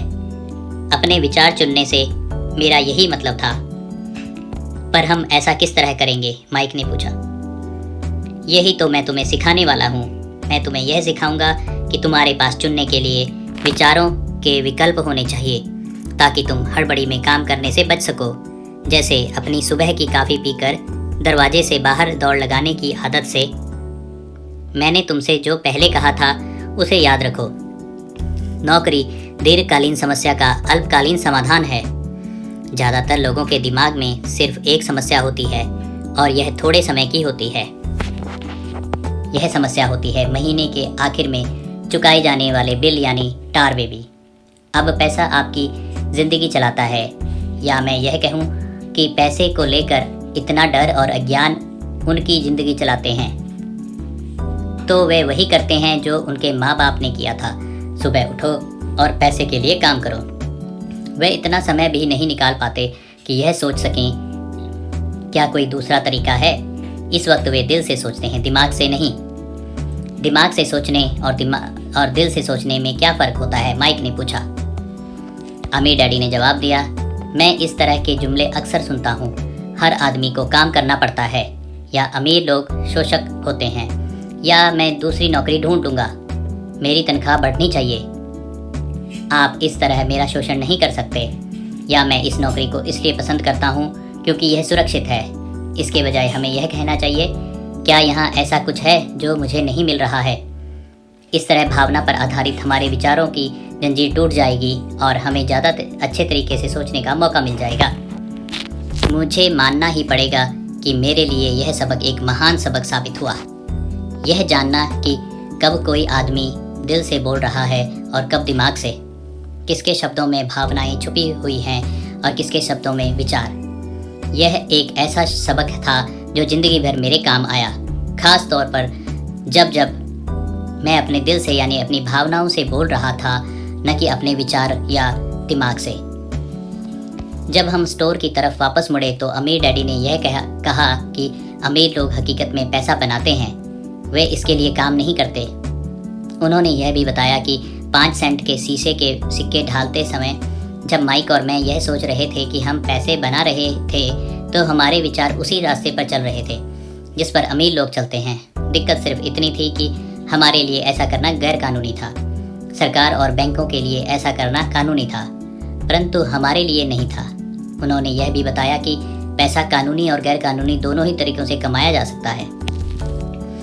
अमीर डैडी ने बाद में हमें यह समझाया कि अमीर लोग जानते हैं कि धन एक भ्रम है जो हकीकत में गधे के सामने लटकी गाजर की तरह होता है।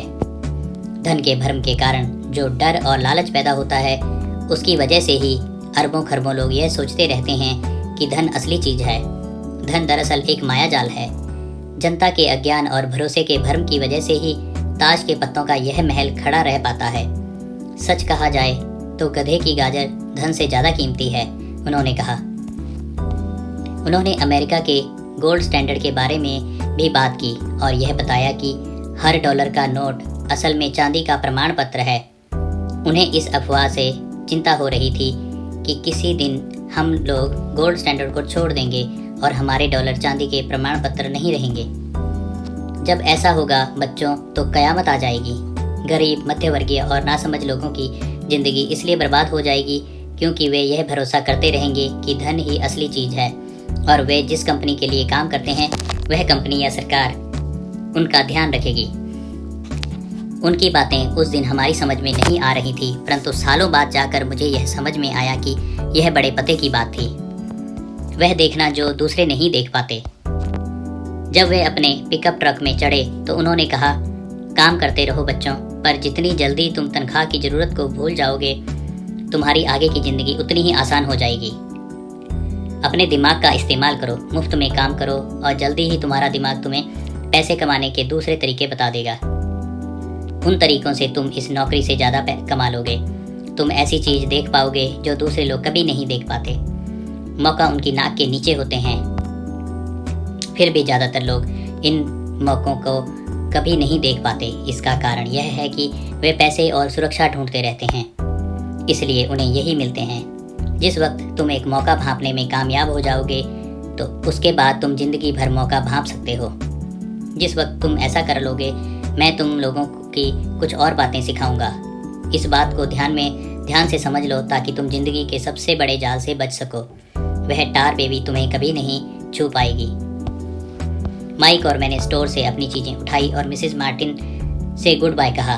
हम वापस पार्क गए, उसी पिकनिक बेंच पर बैठे और वहाँ घंटों तक सोचते रहे और बातें करते रहे।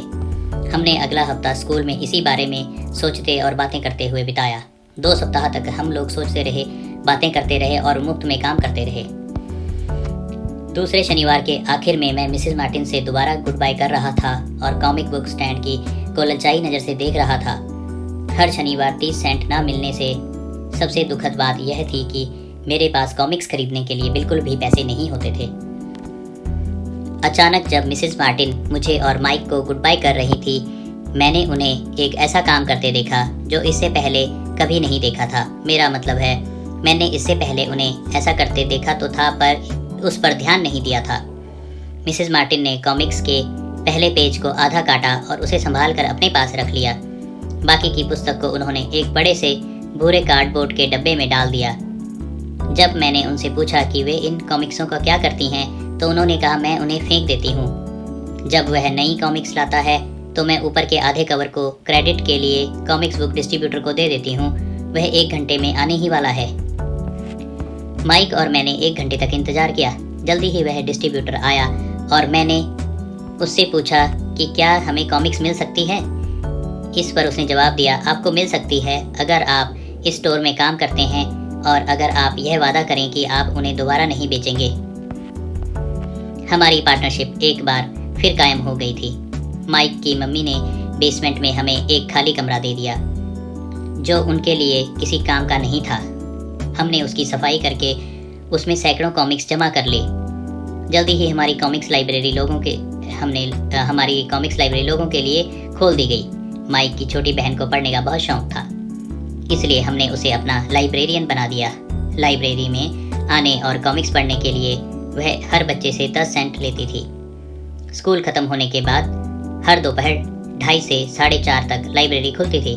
पड़ोस के बहुत से बच्चे इसके ग्राहक बन गए थे और वे जितनी कॉमिक्स पढ़ना चाहते थे 2 घंटे में पढ़ सकते थे। यह उनके लिए बहुत बढ़िया सौदा था, क्योंकि एक कॉमिक की कीमत 10 सेंट होती थी और 2 घंटे में वे 5 या 6 कॉमिक्स पढ़ लेते थे। माइक की बहन लौटते समय बच्चों की तलाशी लेती थी और यह देख लेती थी कि वे अपने कपड़ों में कॉमिक्स छुपा कर तो नहीं ले जा रहे हैं। वह इस बात का रिकॉर्ड भी रखती थी कि हर रोज कितने बच्चे आए, उनका नाम क्या था, उनके सुझाव क्या थे। माइक और मुझे 3 महीने तक हर महीने हर हफ्ते $5.5 का औसत लाभ हुआ। हमने उसकी बहन को हर हफ्ते $1 का भुगतान किया और उसे मुफ्त में कॉमिक्स पढ़ने का फ़ायदा भी दिया। हालांकि वह कॉमिक्स कभी कभार ही पढ़ती थी, क्योंकि वह हमेशा अपनी पढ़ाई में लगी रहती थी। माइक और मैं समझौते के मुताबिक हर शनिवार स्टोर में काम करते रहे। साथ ही हम अलग अलग दुकानों से कॉमिक्स इकट्ठी करते रहे। हमने वादे के मुताबिक कॉमिक्स नहीं बेची। जब कोई कॉमिक्स फट जाती थी तो हम उसे जला देते थे। हमने इसकी एक शाखा खोलने की भी कोशिश की, लेकिन हमें माइक की बहन की तरह मेहनती और भरोसेमंद लाइब्रेरियन नहीं मिला। बहुत कम उम्र में ही हमने यह जान लिया था कि अच्छे स्टाफ को खोजना कितना मुश्किल होता है। लाइब्रेरी खोलने के 3 महीने बाद हमारी लाइब्रेरी में एक समस्या आ गई। दूसरे मोहल्ले के कुछ गुंडे अंदर घुस आए। उन्होंने झगड़ना शुरू कर दिया। माइक के डैडी ने सुझाव दिया कि हम अपना यह कारोबार बंद कर दें। तो इस तरह हमारा कॉमिक्स का धंधा बंद हो गया और हमारे कन्वीनियंस स्टोर पर हर शनिवार काम करना भी हमने बंद कर दिया। फिर भी अमीर डैडी रोमांचित थे, क्योंकि उनके पास ऐसी बहुत सी नई बातें थी जो वे हमें सिखाना चाहते थे। वे खुश थे क्योंकि हमने उनके पहले सबक को इतनी अच्छी तरह सीख लिया था। हमने यह भी सीख लिया था कि पैसे से अपने लिए काम कैसे करवाया जाता है। स्टोर में नौकरी के बदले में पैसा नहीं मिलता था, इसलिए हमें मजबूरन अपनी कल्पना शक्ति पर जोर डालना पड़ा ताकि हम पैसा कमाने का कोई दूसरा तरीका ढूंढ सकें। कॉमिक्स लाइब्रेरी हमारा अपना व्यवसाय था। हमारा धन हमारे काबू में था और हम किसी मालिक के मोहताज नहीं थे। इसमें सबसे अच्छी बात यह थी कि हमारे व्यवसाय में हमें तब भी पैसा मिलता था जब हम वहाँ स्वयं मौजूद नहीं थे। उस समय हम पैसे के लिए काम नहीं करते थे, बल्कि हमारा पैसा हमारे लिए काम करता था। ज़्यादा तनख्वाह देने की बजाय हम अमीर डैडी ने हमें इतनी बढ़िया नसीहत दे दी थी। सबक 2, पैसे की समझ क्यों सिखाई जानी चाहिए।